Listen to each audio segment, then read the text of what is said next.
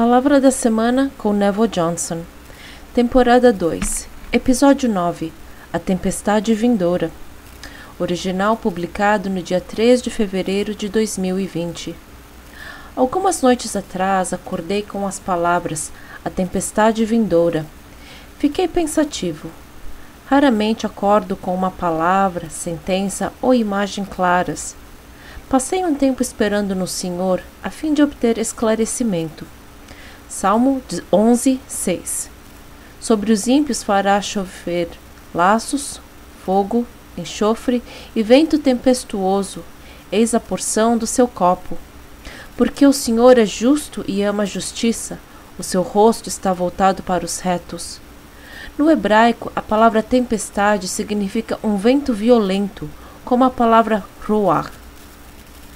No dia 31 de maio de 2003, tive um encontro com um anjo e isso aconteceu novamente. Esse é o quinto evento que foi repetido nos últimos 12 meses.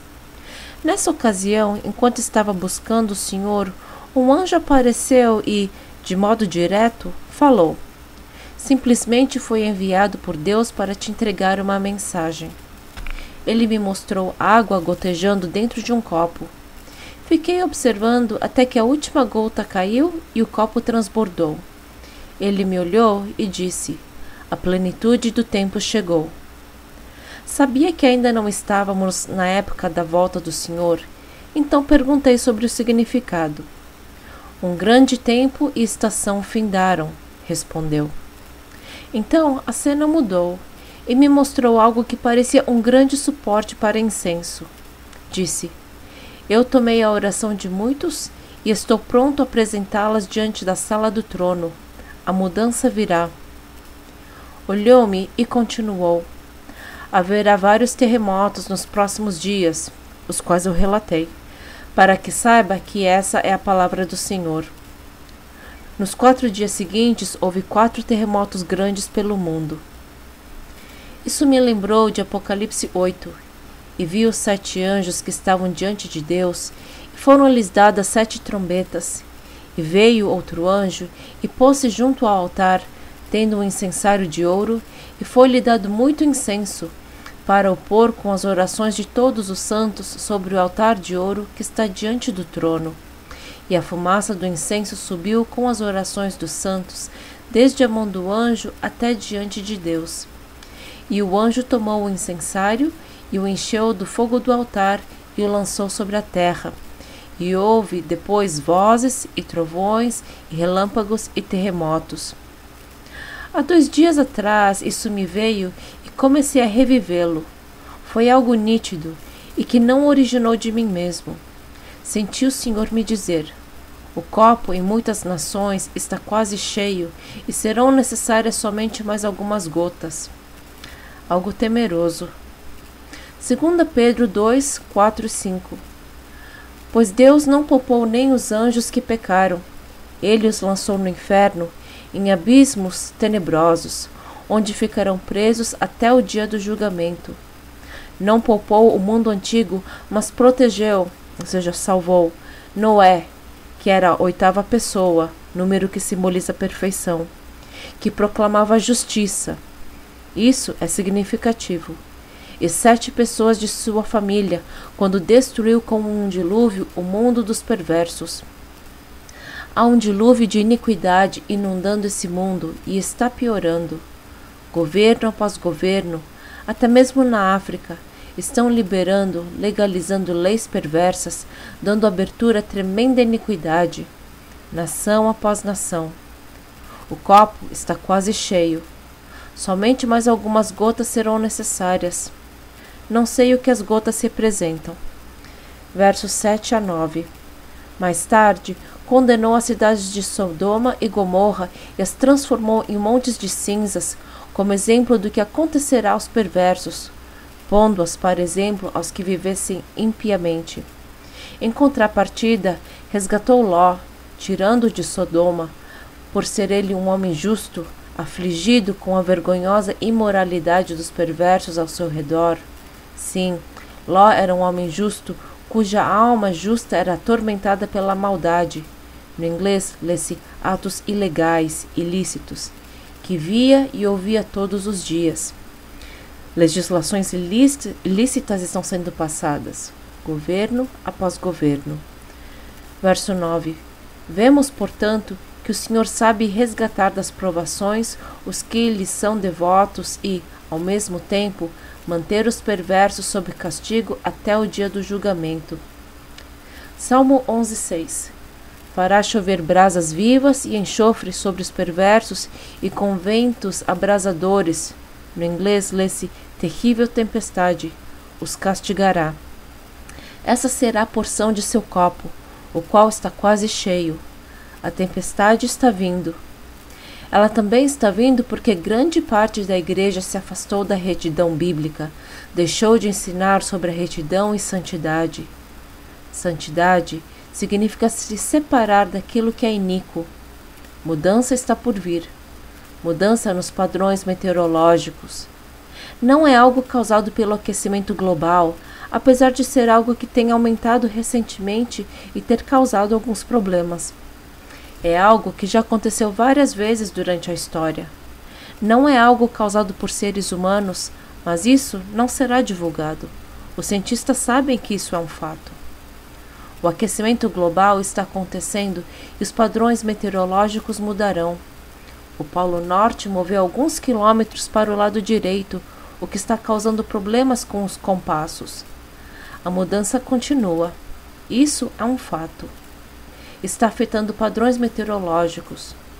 Em alguns lugares, há tempestades vindouras que durarão semanas ao invés de alguns dias.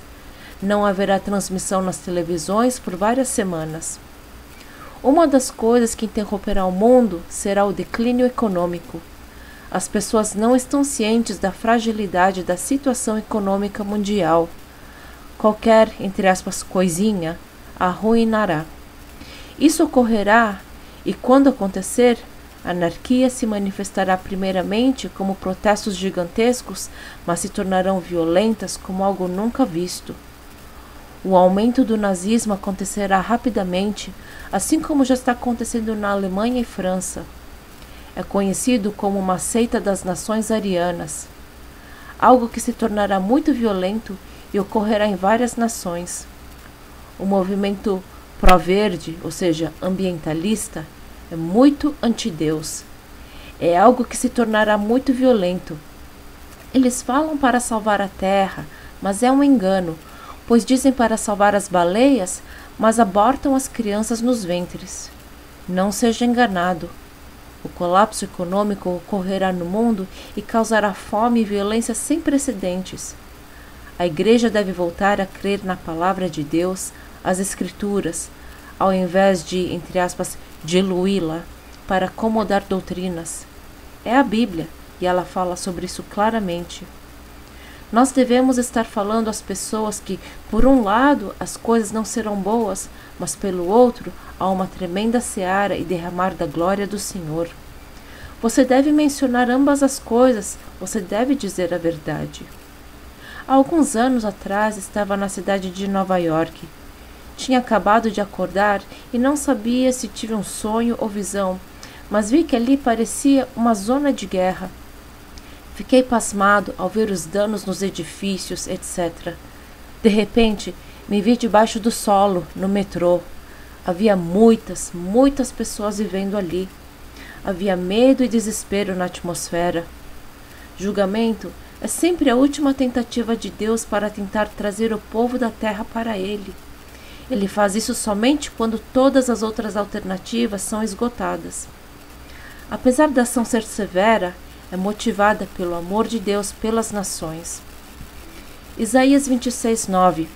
Com minha alma te desejei de noite e, com o meu espírito, que está dentro de mim, madrugarei a buscar-te, porque, havendo os teus juízos na terra, os moradores do mundo aprendem justiça.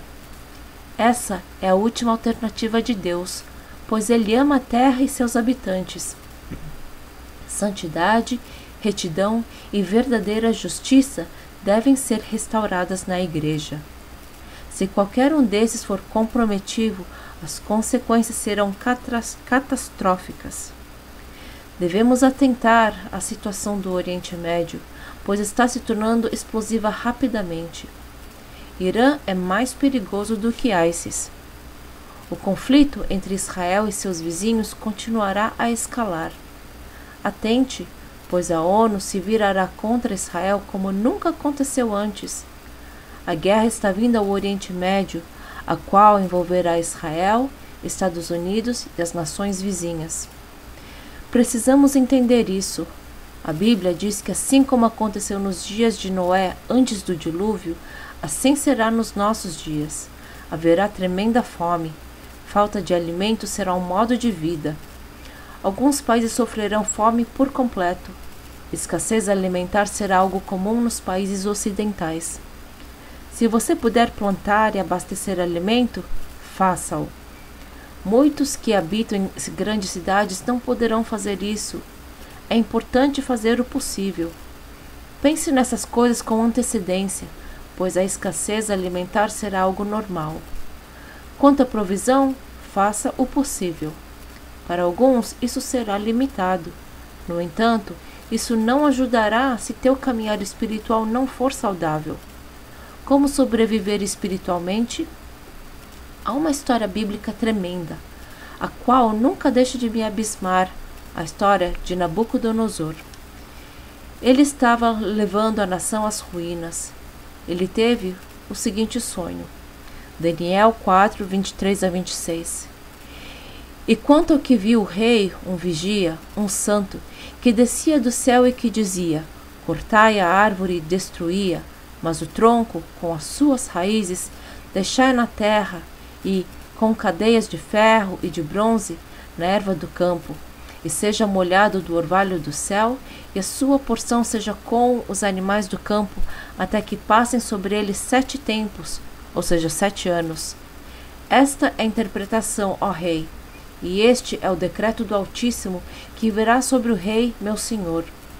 Serás tirado de entre os homens, e a tua morada será com os animais do campo, e te farão comer erva como os bois. E serás molhado do orvalho do céu, e passar-te-ão 7 tempos, 7 anos, por cima de ti, até que conheças que o Altíssimo tem domínio sobre o reino dos homens, e que o dá a quem quer. E quanto ao que foi dito, que deixassem o tronco com as raízes da árvore, o teu reino voltará para ti, depois que tiveres conhecido que o céu reina. Verso 27. Portanto, ó rei, aceita o meu conselho e desfaz os teus pecados pela justiça e as tuas iniquidades, usando de misericórdia para com os pobres, e talvez se prolongue a tua tranquilidade, ou seja, aquela consequência não existiria. Daniel foi corajoso, ele estava falando com Nabucodonosor. Esse rei está levando a nação a todo tipo de pecado, contra Deus, etc. Ele sonhou que a árvore foi cortada e se comportou como um animal por 7 anos. Esse foi seu julgamento.